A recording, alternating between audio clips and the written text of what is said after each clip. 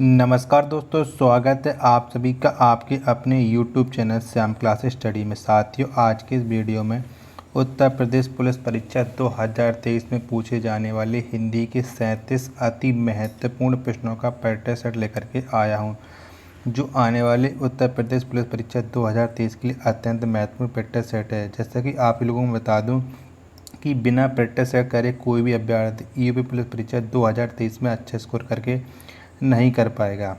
तो जब तक आप प्रैक्टिस सेट नहीं लगाएंगे तब तक आपको आपकी तैयारी पता नहीं लग पाएगी, आपकी तैयारी कैसी चल रही और आप इस प्रैक्टिस सेट में कितने नंबर हासिल कर पा रहे हैं। तो आज के प्रैक्टिस सेट में आपको हिंदी के 37 प्रश्न देखने को मिलेंगे, जिसमें से आपको कम से कम 25 प्लस स्कोर तो आपको हर हाल में करना ही होगा। अगर आप इससे कम स्कोर कर पा रहे हैं तो आपकी तैयारी अभी ठीक नहीं चली, अभी आपको और ज़्यादा मेहनत करने की ज़रूरत है। तो प्रैक्टिस सेट पूरा करिएगा। प्रैक्टिस सेट पूरा करने के बाद आपको अपना स्कोर कमेंट बॉक्स में शेयर करना और बताना कि आपने हमारे इस प्रैक्टिस सेट में कितने प्रश्न सही किए और आपको ये वीडियो कैसी लगी। वीडियो पसंद आती है तो चैनल को सब्सक्राइब कर लीजिएगा। चैनल को आपने अभी तक सब्सक्राइब नहीं किया हो तो चैनल को जरूर सब्सक्राइब कर लीजिएगा और इस प्रैक्टिस सेट को आप अपने सभी छोटे भाइयों बहनों के पास ज़रूर शेयर कर देना, जिससे वो भी इस प्रैक्टिस सेट को लगाएं और उन लोगों को भी अपनी तैयारी का पता लग पाए कि उनकी तैयारी यूपी पुलिस परीक्षा 2023 के लिए कैसी चल रही है। तो इससे पहले मैं हिंदी के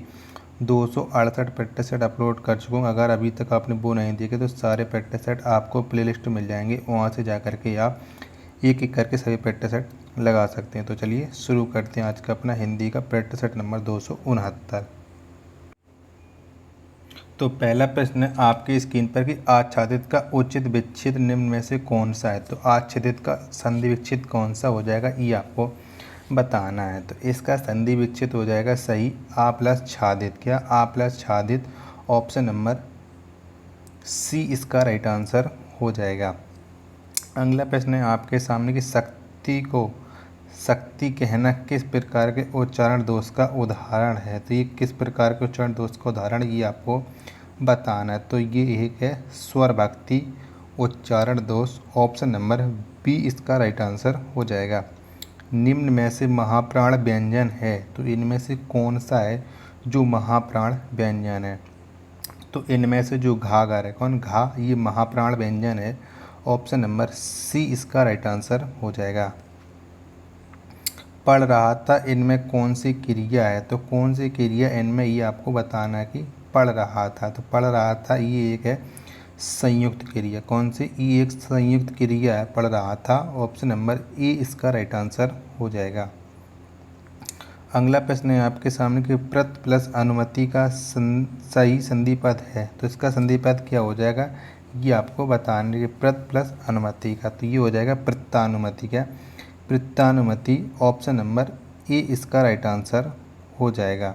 तो आप यहाँ पर देखिएगा कि ए, ऑप्शन नंबर ए और ऑप्शन नंबर सी एक समान है, तो आप कोई भी विकल्प लगा सकते हैं कि दोनों राइट आंसर हो जाएंगे। अगला प्रश्न है आपके सामने दिया गया निर्देश पत्र संख्या 6 से 8 निम्नलिखित पर्यायवाची शब्दों के लिए सही विकल्प चुनें। तो आपको बताना है कि इनमें से दूध का पर्यायवाची कौन सा हो जाएगा।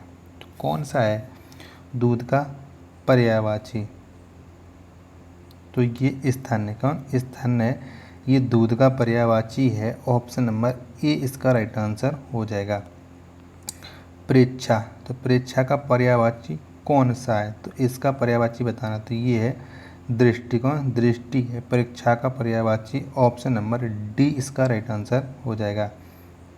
विरासत, तो इसका पर्यायवाची कौन सा हो जाएगा विरासत का, तो ये हो जाएगा दाय, कौन, दाय हो जाएगा, ऑप्शन नंबर सी इसका राइट आंसर हो जाएगा।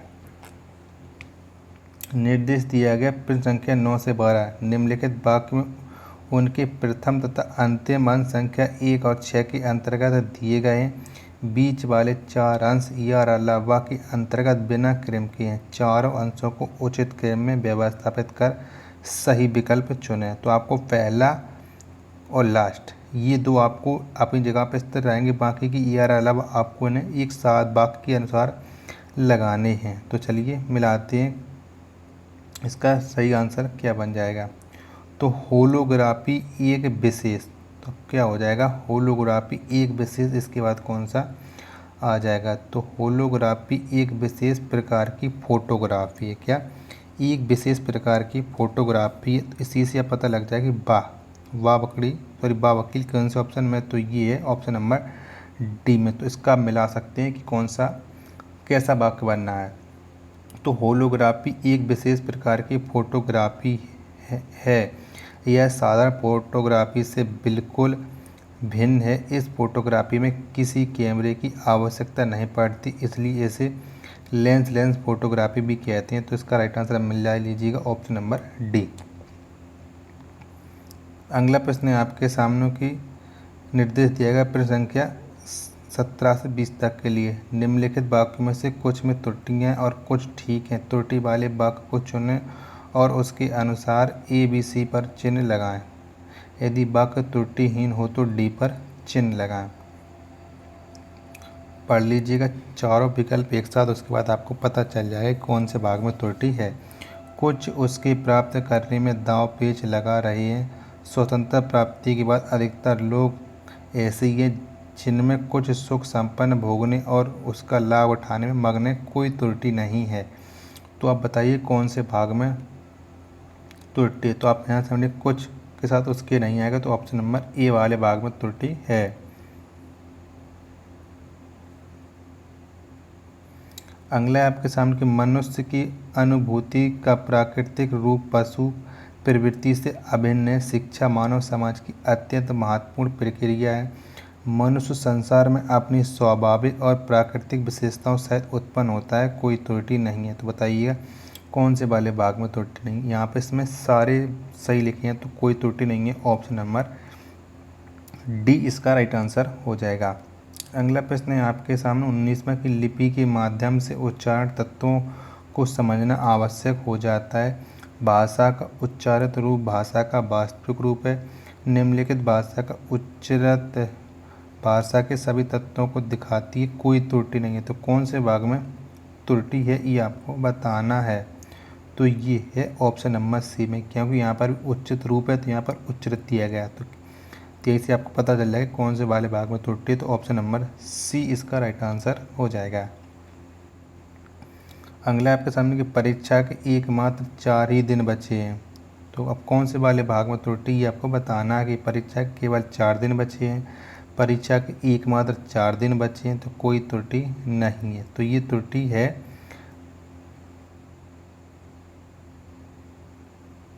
ऑप्शन नंबर बी इसका राइट आंसर हो जाएगा। बी वाले भाग में त्रुटि है। तो यहाँ से आपको बताना कि त्रुटिहीन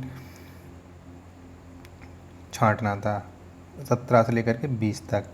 अगले आपके सामने आचार्य शुक्ल के अनुसार छायावाद के प्रथम व प्रतिनिधि कवि हैं। तो कौन है? आचार्य शुक्ल के अनुसार छायावाद के प्रथम व प्रतिनिधि कवि, तो ये हैं सुमित्रानंदन पंत। कौन? सुमित्रानंदन पंत हैं। ऑप्शन नंबर डी इसका राइट आंसर हो जाएगा। अगला प्रश्न है आपके सामने 22 में। यहाँ पर एक तरफ निबंध दिएगा, एक तरफ दिएगा निबंधकार, तो आपको मिलाना है। तो चलिए मैं आपको दिखा देता हूँ और आप मिला लीजिएगा। इसके विकल्प भी आपके सामने ये हैं, ठीक है। ये विकल्प देख लीजिएगा, इसके शायद के अनुसार आपको पता भी चल जाएगी कौन सा विकल्प इसका सही हो जाएगा। तो चलिए, पगडंडियों का जमाना, तो ये किसकी रचना है? तो ये किसका निबंध है? तो ये है कुबेरनाथ राय का। तो किसका मिलान हो जाएगा? ए का हो जाएगा 4 से। रसात्मक बोध के विविध रूप, ये किसकी रचना है? तो ये है रामचंद्र शुक्ल की। तो इसका मिलान हो जाएगा 1 से। मेरे राम का मुकुट भींग रहा है, तो ये किसकी रचना है? तो ये है विद्यानिवास मिश्र की। तो इसका हो जाएगा 3 से। अगला है विवाह युग, तो ये रचना निबंध है गुलाब राज की। तो इसका हो जाएगा 2 से मिलान। तो 4 1 3 2 आप कौन से विकल्प में देखते हैं? 4 1 3 2 ऑप्शन नंबर डी इसका राइट आंसर हो जाएगा। भारतीय वृत्ति का संबंध किस रस से है? तो किस रस से है भारतीय वृत्ति का संबंध? तो इसका संबंध है अद्भुत रस से। किससे है? अद्भुत रस से है। ऑप्शन नंबर सी इसका राइट आंसर हो जाएगा। जहाँ बिना कारण के कार्य का होना पाया जाए वहाँ कौन सा अलंकार होता है? तो कौन सा अलंकार होता है? तो वहाँ पर होता है विभावना अलंकार। कौन सा? विभावना होता है। ऑप्शन नंबर बी इसका राइट आंसर हो जाएगा। रस सूत्र के जनक माने जाते हैं तो कौन माने जाते हैं रस सूत्र के जनक? तो इसके जनक माने जाते हैं भरत मुनि। कौन? भरत मुनि रस सूत्र के जनक माने जाते हैं। ऑप्शन नंबर ए इसका राइट आंसर हो जाएगा। अगला प्रश्न है आपके सामने, संतो भाई आई ज्ञान की आंधी रे पंक्ति में कौन सा अलंकार है? तो इसमें कौन सा अलंकार है ये आपको बताना है। तो संतो भाई आई ज्ञान की आंधी रे ये है एक रूपक अलंकार। क्या इन पंक्तियों में रूपक अलंकार है? तो ऑप्शन नंबर सी इसका राइट आंसर हो जाएगा। साधारणीकरण और व्यक्ति वैचन्यवाद निबंध के लेखक हैं, तो इस निबंध के लेखक कौन है ये आपको बताना है। तो क्वेश्चन नंबर 27 का राइट आंसर क्या हो जाएगा? तो इसके निबंध के लेखक हैं डॉक्टर नागेंद्र। कौन? डॉक्टर नागेंद्र हैं। ऑप्शन नंबर बी इसका राइट आंसर हो जाएगा। अगला प्रश्न है आपके सामने कि छायावाद को प्रतिबिंबवाद किसने कहा है? तो किसने कहा है छायावाद को प्रतिबिंबवाद? तो ये कहा है रामविलास शर्मा ने। किसने? रामविलास शर्मा ने। ऑप्शन नंबर सी इसका राइट आंसर हो जाएगा। स्वर्ग बनाया है जो मैंने उसे ना विकल बनाओ, अरे अप्सरे उस अतीत के नूतन गान सुनाओ। यह पंक्ति कामायनी के किस सर्ग से ली गई हैं? तो ये कौन से सर्ग से ली गई हैं ये पंक्तियाँ कामायनी की? तो ये ली गई हैं कर्म सर्ग से। किससे? कर्म सर्ग से। ऑप्शन नंबर ए इसका राइट आंसर हो जाएगा। आचार्य रामचंद्र शुक्ल का हिंदी साहित्य में किस विधा में प्रवेश हुआ? तो कौन सी विधा में प्रवेश हुआ था आचार्य रामचंद्र शुक्ल का हिंदी में? तो ये हुआ था आलोचना विधा में। किसमें? आलोचना में हुआ था। ऑप्शन नंबर ए इसका राइट आंसर हो जाएगा। अगला प्रश्न है आपके सामने कि रीतिकाल को श्रृंगार काल की संज्ञा किसने दी है? तो किसने दी है रीतिकाल को श्रृंगार काल की संज्ञा? तो ये दी है विश्वनाथ प्रसाद मिश्र ने। किसने? विश्वनाथ प्रसाद मिश्र ने। ऑप्शन नंबर ए इसका राइट आंसर हो जाएगा। अगला प्रश्न है आपके सामने कि निम्नलिखित में से किस मुसलमान कवि की रचना प्रेम चिनगारी है? तो प्रेम चिनगारी किसकी रचना है? तो ये रचना है नजफ अली की। किसकी? नजफ अली की है। ऑप्शन नंबर डी इसका राइट आंसर हो जाएगा।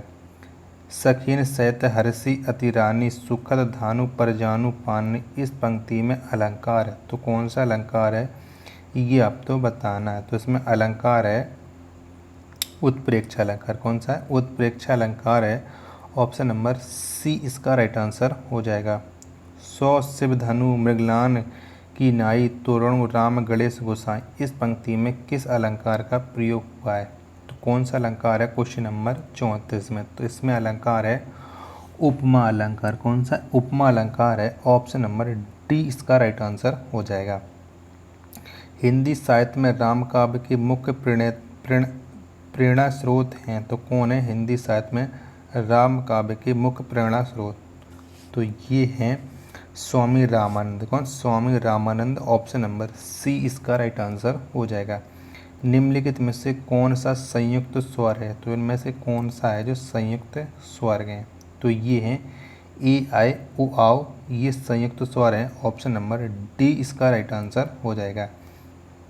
मानक हिंदी का आधार क्या है? तो क्या है मानक हिंदी का आधार? तो ये है खड़ी बोली। कौन? खड़ी बोली है। ऑप्शन नंबर ए इसका राइट आंसर हो जाएगा। पूर्वी हिंदी विकसित हुई है तो किससे विकसित हुई है? पूर्वी हिंदी। तो जो पूर्वी हिंदी है ये विकसित हुई है अर्धमागधी अपभ्रंश से। किससे? अर्धमागधी अपभ्रंश से। ऑप्शन नंबर बी इसका राइट आंसर हो जाएगा। भारत में आर्य भाषा का आरंभ कब हुआ? तो कब हुआ था भारत में आर्य भाषा का आरंभ? तो इसका आरंभ हुआ था 1500 ईस्वी पूर्व के आसपास का। 1500 ईस्वी पूर्व के आसपास हुआ था आर्य भाषा का आरंभ। ऑप्शन नंबर बी इसका राइट आंसर हो जाएगा। जलधि में कौन सा समास है? तो कौन सा समास है जलधि में ये आपको बताना है। तो जलधि में है तत्पुरुष समास। कौन सा? तत्पुरुष समास है। ऑप्शन नंबर बी इसका राइट आंसर हो जाएगा। तो अब आप बताइए आपने हमारे इस प्रैक्टिस सेट में कितने सही किए हैं और आपको ये प्रैक्टिस सेट कैसा लगा।